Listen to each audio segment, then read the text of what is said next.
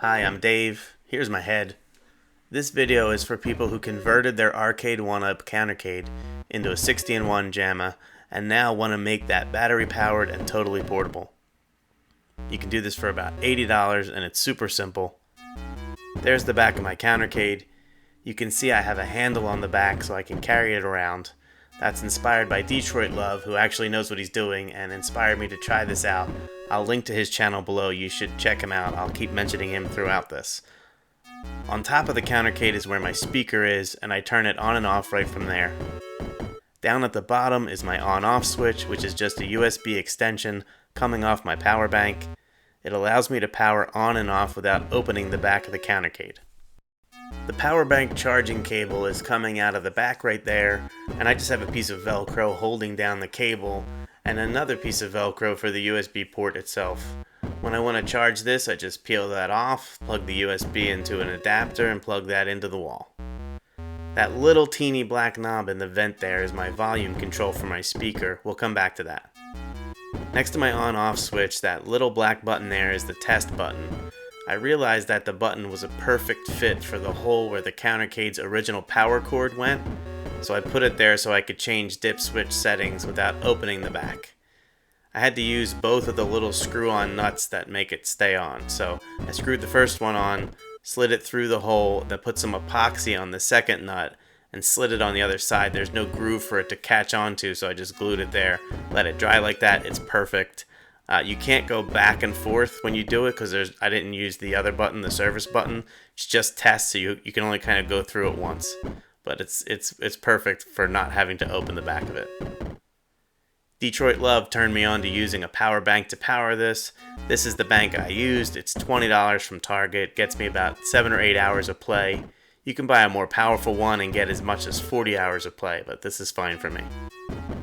Here's the existing power supply for the 60-in-1. Those red and blue wires at the bottom there go into the EMI filter, which is that metal box there. So we're not going to need that anymore. This isn't getting plugged into the wall. So you can remove that EMI filter that has the plug adapter and on-off switch on the other side of it. And you can unplug that red and blue wire pair from the power supply. It's one white plastic piece that just unplugs from it. The other wires on that power supply we're going to keep. That's the power bank. I just Velcroed it down. The micro USB on the right comes out of the machine so I can charge it. The regular USB on the left is powering the Jamma board and the LCD driver. On the wires we left connected to the power supply, you'll see this cable. It's going from the power supply to your LCD driver. Unplug it from the LCD driver and plug it into this 1 female to 2 male DC power supply splitter cord. Then plug one of the male ends of the splitter right back into that LCD driver, right there, top left, and the other end into a female to micro USB adapter. Plug the micro USB end into a micro USB to regular USB adapter, and that USB goes into the female side of our USB extension cord with the on-off switch. The male side of that extension cord goes into the power bank, and now you're powered up. I thought that would be the end of it, but it turns out the speaker hooked up to the Jamma board won't work without a natural ground, meaning it has to be plugged into the wall. So now it's useless. You can leave it connected if you want, it's not hurting anything, but I took it out because I wanted to use the speaker hole for my new speaker. I did the DIY Retro Arcade Jamma build, and they have you mount the speaker on the top, and that hole turned out to be perfect for the new speaker I bought. I think I had to drill it out a little bit, but that was it. I wasn't sure what to do to get sound to work at first. Then I found out that the Jamma board has an audio out jack. It's right there, bottom left, next to the VGA port. So I plugged in a headphone extension cord and plugged the other end into this nifty little wireless speaker meant for smartphones. But it turns out the sound direct from the Jamma board is deafening. You can't control the volume through the dip switch settings with it, and there's no volume control on this little wireless speaker that I bought. So I got this little inline volume control and put the headphone extension cord from the Jamma board into it, then from it into the little wireless speaker. Now not only is the volume not super loud, but I can control the volume since I made that little volume control knob stick out the back of one of the vents like I showed you before. To get the knob to stick out, I just Velcroed it to the inside of the back panel. I also mounted the little speaker to the inside of the top of the Countercade with 2 big strips of Velcro.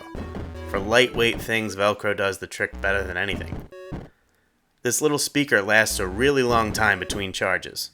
If you use the volume on a low setting like I do, you can get about 25 hours out of it. And I just reach inside my handle and pull out the cord when I need to charge it. It only takes an hour to charge, and you need to keep an eye on it because the instructions warn against overcharging, so set your phone for an hour. It has a red light when it's charging, and when the light goes out, it's fully charged. Now, because you removed the EMI filter with the power outlet and the on-off switch, you have a hole in the lower back of your Countercade. If you can patch that up a bit, you can use that for the USB extension on-off switch right there. I had another back lying around from another Countercade, so I just made a hole big enough for the USB plugs to fit through, stuck them through, and then Velcroed the on-off switch to the back panel.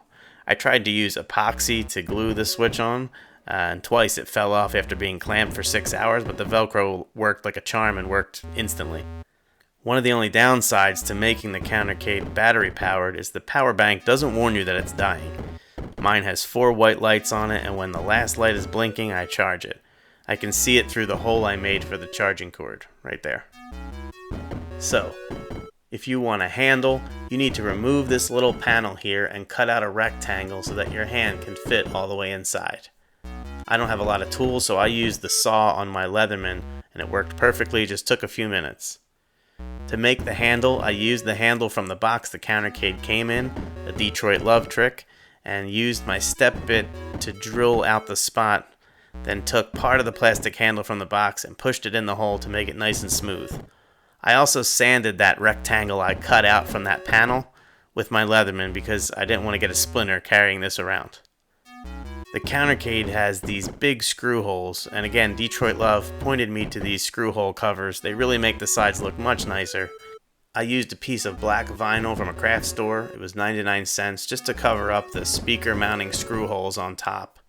And then I used a bunch of those screw hole covers to make my speaker hole look pretty like a fire pit. That's it. Reach behind the Countercade to flip on the USB extension cord to power on. Put your hand up top and press down on the speaker to turn that on, and you're good to go. Here's me turning the volume up and down using that inline volume control sticking out of the back vent.